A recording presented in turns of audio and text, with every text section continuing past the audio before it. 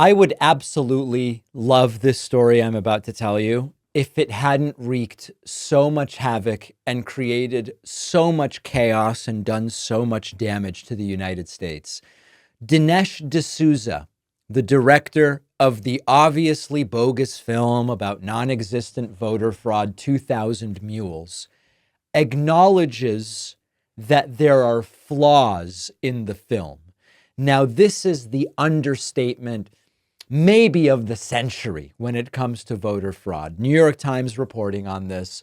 The director, Dinesh D'Souza, who is facing a lawsuit over the documentary, admitted that an analysis used to make claims about election fraud that were later debunked had been faulty. Now, we're going to go through the article. D'Souza is trying to pretend as though there was this small data analysis flaw, but big picture, the points made by the film are valid and backed up by data. The whole thing was, is, and will always be bogus.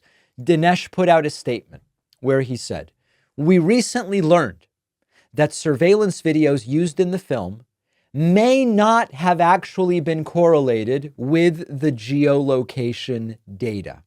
Now, let me remind you the main crux of the argument of this film. The argument was as follows. We have video here of people dropping off ballots at drop boxes. And we have geolocation data showing people near these ballot drop boxes. There are way too many people walking through relative to the number you would expect for the areas.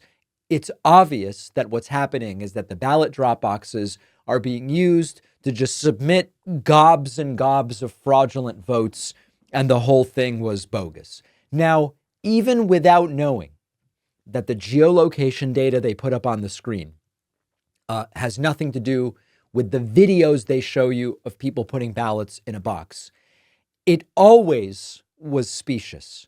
Just because you have a video of someone putting 5 ballots in a drop box doesn't mean anyone's doing anything wrong. Maybe you have 5 voters in your house, or maybe you have 3 voters in your house and 2 neighbors, and you said, "I'll go and drop these off." Maybe you were the person assigned to collect the ballots at your work. Maybe it's not really 5 ballots. Maybe it's just 1. Just because you have video which claims to show someone doing something wrong, when all you see is ballots being put in the drop box, which is what people are supposed to do with a drop box at the end of the day, that's not proof that you've done anything wrong, fraudulent, or whatever the case may be. The geolocation data, we later found out, aside from whether it linked up with the people on video doing the ballot box submissions, we found out that the geolocation data was far less accurate than what we were led to believe. And so just because on the map it looks like someone's near a drop box, which again is no crime, it's not proof of anything, it turns out that the accuracy is such that they may not even really have been going by the drop box. So the point here is Dinesh now facing a lawsuit, career completely in shambles, humiliated globally. Despite all of that, he wants you to believe that some of the surveillance videos may not have correlated with geolocation data. But the takeaway is that even if they did, it would still prove absolutely nothing when it comes to fraud. Now, one other critical paragraph here. The admission from Mr. D'Souza follows years of defiance.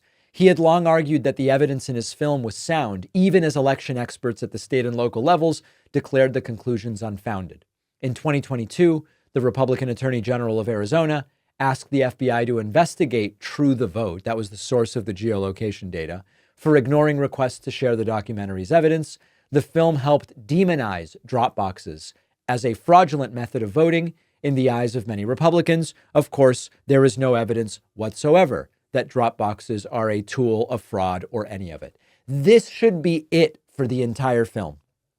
It was always bogus, and now even the director admits that there are flaws. I still get emails. I still see YouTube comments. We still see it on our TikTok. People saying, David, what do you mean it's secure? Haven't you seen 2000 Mules? The film is bogus, and even the director admits that a central data element of the case that they make is not correct. We should never hear about 2000 Mules again. This holiday season, let's remember how powerful it is to have someone in your corner. Have you ever taken a big step as an adult, going back to school, changing careers? Think back to who encouraged you along the way. That's what the 431 Exchange is for so many adult learners. Our sponsor, the 431 Exchange, is a nonprofit that provides scholarships to adults 18 to 75 who are working to transform their lives and support families. The 431 Exchange fills a vital need in Louisiana, which ranks 40th in K through 12 education. We've talked about that, and that means opportunities are limited from an early age. One scholar studying agricultural engineering says, over the past 4 years, I've felt so much love from you all. Words can't express my gratitude. Another scholar at an Ivy League school calls this the most impactful scholarship he's ever received. Inspired by 431 women who integrated secretarial offices in the 1960s, the 431 Exchange allocates 80 cents of every dollar directly to scholarships. They're a 501c3, so donations are tax deductible. Help the David Pakman Show reach our goal of $15,000 in donations by year end at 431exchange.org/Pakman. A generous donor will match all donations up to $15,000 so you can double your impact, maybe even give a donation in someone else's name as a holiday gift. The link is in the description.